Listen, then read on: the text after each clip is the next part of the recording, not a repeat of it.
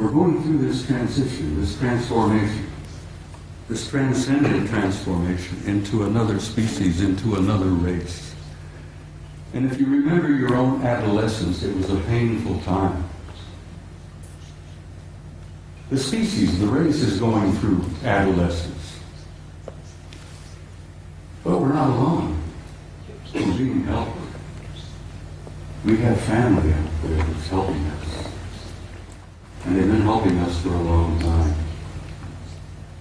They've been trying to encourage us and nourish us and try to point the right direction for us to go. Because we are troublesome adolescent children. And we are going through that transformation. But my point is that there is no doubt about the inevitable destiny and truth of the human race. Now I want to quote something from you, if you'll bear with me here. One of my favorite authors, poets, was a man I've admired for years, Count Leo Tolstoy. Tolstoy said that there is something in the human spirit that will survive and will prevail.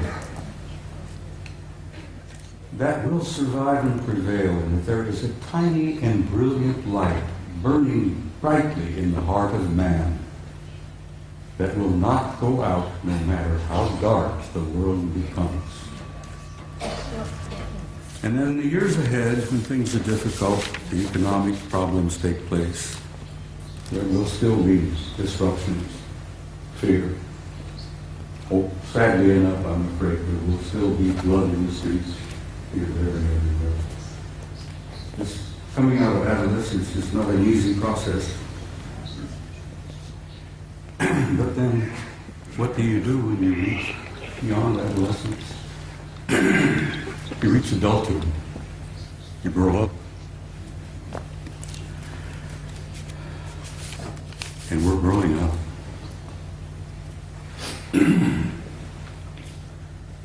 Well, ladies and gentlemen, my journey is coming to an end. But for many of you out there, your journey has just begun. And I want to say something to you before I leave the stage this afternoon.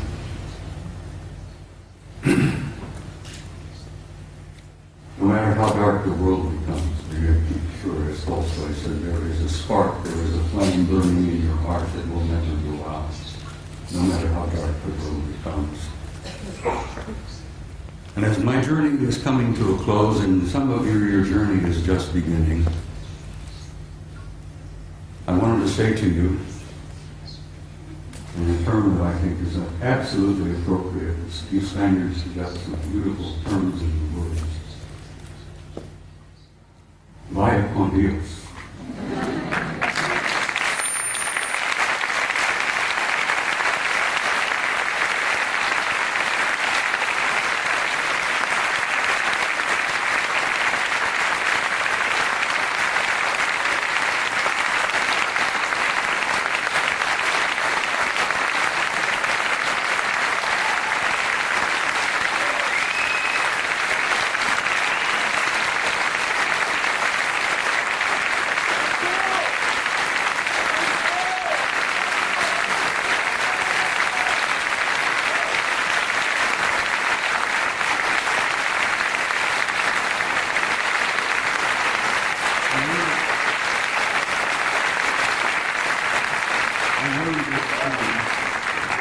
I've heard this term really.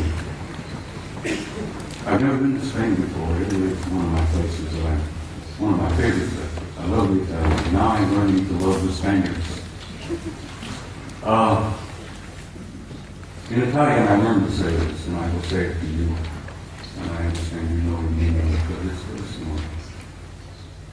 In closing, I want to say to you all, Ti amo.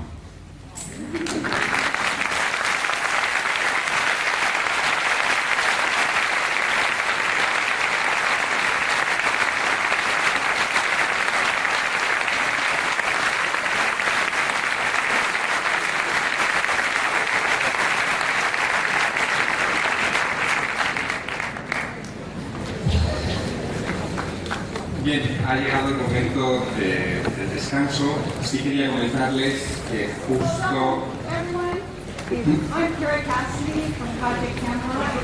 Okay. This is Henry Deacon. You need a microphone if you want to...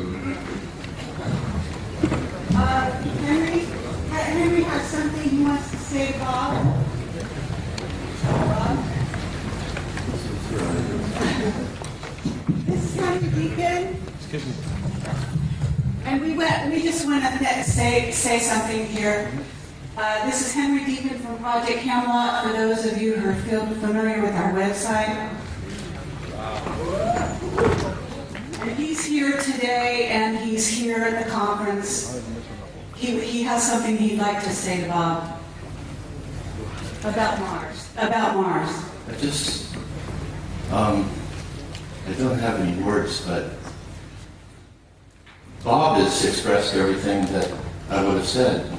I can confirm it because I've been working in top secret for 30 years, and above top secret.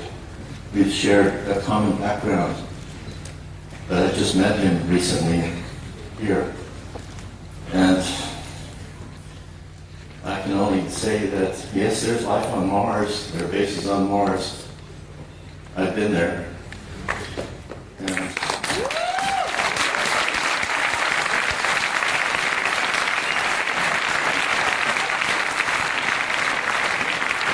I didn't even get started on telling you some of the things I wanted to share this afternoon about who and what is on the moon and Mars that Henry knows.